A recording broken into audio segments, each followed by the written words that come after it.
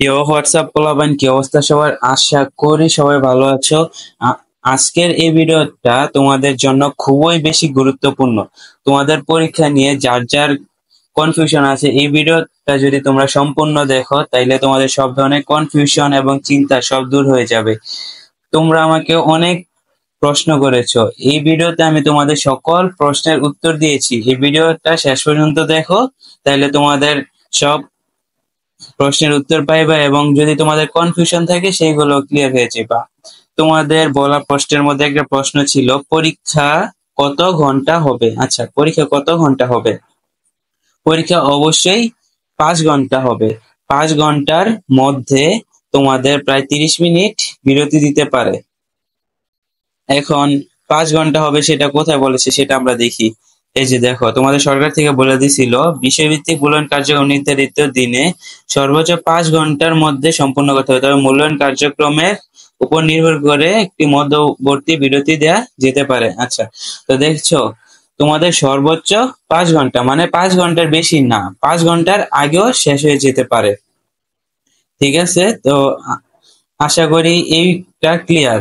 পরীক্ষা কত ঘন্টা হবে এই বিষয়টা তোমাদের ক্লিয়ার। দেন পরীক্ষার দিন বাসা থেকে কি কি নিয়ে যেতে হবে। এখন আমি বলে দিই, পরীক্ষার দিন তোমরা বাসা থেকে কি কি নিবা।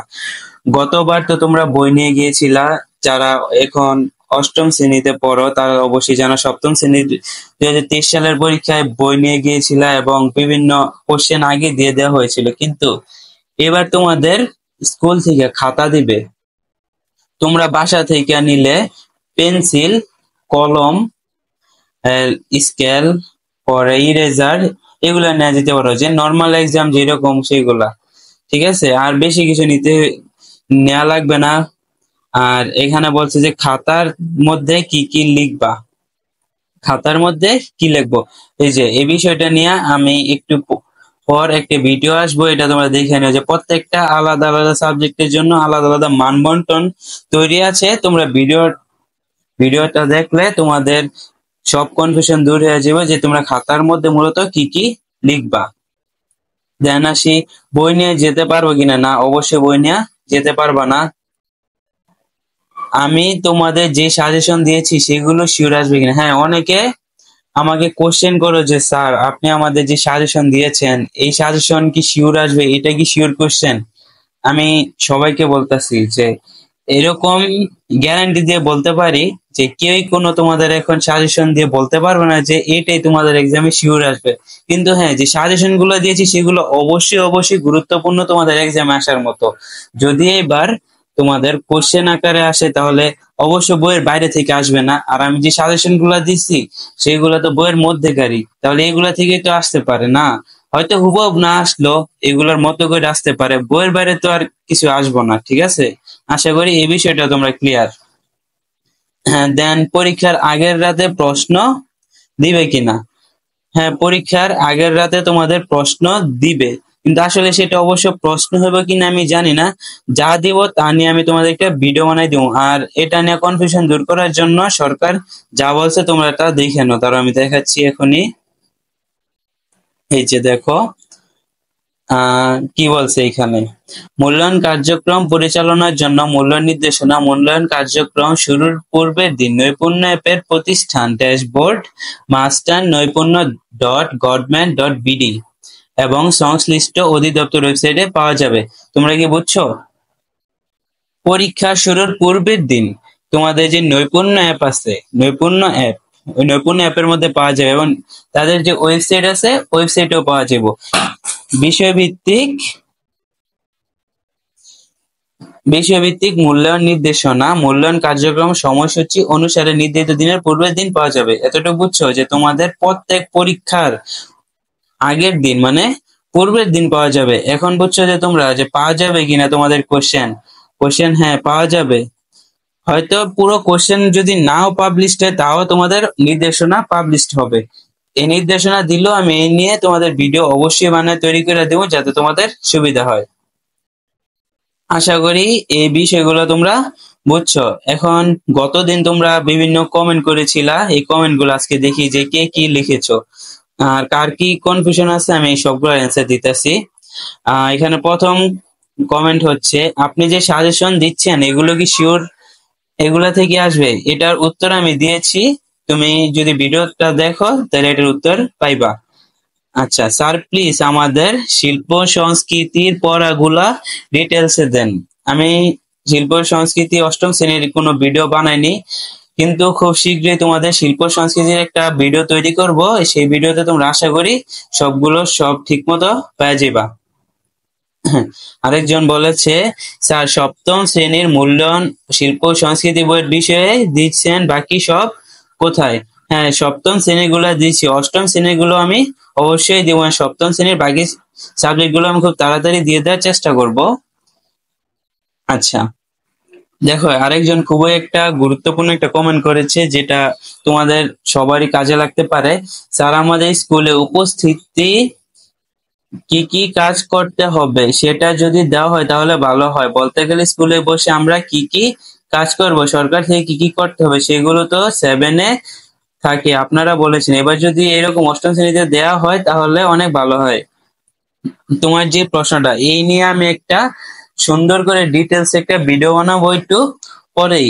এটা তোমরা খুব শীঘ্রই ভিডিওটা পেয়ে যাবে, তাহলে তোমরা পরীক্ষার মধ্যে কি কি লিখবা, কিভাবে আসবে, কিভাবে তোমাদের মূল্যায়ন হবে, সবগুলো আমি একটা পূর্ণাঙ্গ একটা ভিডিওর মধ্যে তৈরি করে দেবো। এই ভিডিওটা বলতে গেলে অনেক বড় হয়ে যাবো। এখানে বলছে, আমাদের কি যে সিলেবাস দেওয়া হয়েছে সেটা অনুযায়ী পরীক্ষা হবে নাকি নির্দেশনা দিয়েছে সেটা অনুযায়ী হবে? তোমাদের সিলেবাস হচ্ছে অধ্যায় অধ্যায়, ঠিক আছে? আর অধ্যায়ের পর যে তোমাদের নির্দেশনা দিবে ওই নির্দেশনা অনুযায়ী তোমাদের এক্সাম হবে। আরেকজন বলেছে, স্যার পরীক্ষার আগের দিন কোন সময় নির্দেশনা পাবো? ওই যে একটু আগে বললাম যে পরীক্ষার আগের দিন রাতে নির্দেশনা নৈপুণ্য অ্যাপের মধ্যে দেওয়া হবে, সেখানে যদি দেওয়া হয় তাহলে আমি অবশ্যই এই নিয়ে ভিডিও তৈরি করব। আরেকজন বলছে, স্যার আপনারা যেগুলা পড়ার জন্য দিচ্ছেন এগুলোর মধ্যে কি আসবে অল এক্সামে? হ্যাঁ, যদি এরকম কোশ্চেন আকারে এক্সাম হয় তাহলে অবশ্যই এগুলোর মধ্যে আসবে, হয়তো এগুলোর হুবহু না আসলেও এগুলার মতো করে আসবে, ঠিক আছে? পরে আরেকজন বলছে, আগে যেমন পরীক্ষার জন্য সিট প্ল্যান করা হতো এখন কি সেটা হবে?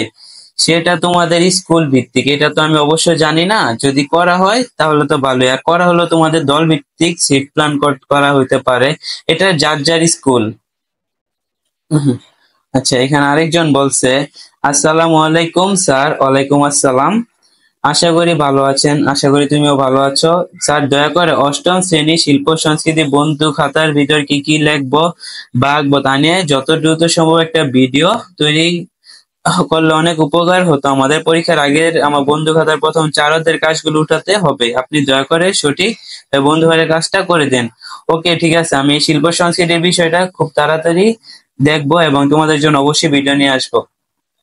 আরেকজন বলছে, স্যার আমাদের এবারকার পরীক্ষায় কিভাবে প্রশ্ন দিতে পারি, ছক দিবে নাকি একক কাজ দিবে? আমি বলে দিচ্ছি, তোমাদের একক কাজ আর দলগত কাজ দিবে, ঠিক আছে? দলগত কাজ, দলগত কাজ, তোমাদের একক কাজ আর দলগত কাজ আসবে, সাথে আরো কিছু অ্যাড হইতে পারে, সেগুলো তোমরা দেখে নিও। স্যার পরীক্ষা কি অনেক কঠিন হবে? না, কোনো প্যারা নাই, কোনো কঠিন হবে না, তোমাদের স্যার তো আছে, কোনো সমস্যা নেই, একদম সহজ পরীক্ষা হবে। পরীক্ষাটা কিভাবে হবে? পরীক্ষাটা যেভাবে হবে সেটা নিয়ে আমি একটা ডিটেলসে ভিডিও তৈরি করে রাখছি, এটা একটু পর আসবে, তোমরা দেখে নিবা, ঠিক আছে? প্রত্যেকটা বিষয়ের আলাদা আলাদা ভাবে কিভাবে হবে। স্যার প্রশ্ন কি রকম আসবে? হ্যাঁ, তোমাদের সেম কোশ্চেন, এই বিষয় নিয়ে আমি অবশ্যই একটা ভিডিও তৈরি করছি। আর কিরকম আসবো তোমাদের একটা ধারণা দিয়ে দিই, একক কাজ আর দলগত কাজ এরকম ভাবে কোশ্চেন আসবো। স্যার এই পরীক্ষাটা কি রোল নাম্বার বদলাবে? না, তোমাদের রোল নাম্বার বদলাবে না, ঠিক আছে? এক্সামের মধ্যে কি বিরতি দিবে? হ্যাঁ অবশ্যই, তোমাদের এক্সামের মধ্যে প্রায় 30 মিনিট থেকে 1 ঘন্টা বিরতি দেওয়ার সম্ভাবনা আছে, ঠিক আছে? 30 মিনিট থেকে প্রায় 1 ঘন্টা বিরতি দেওয়ার সম্ভাবনা আছে।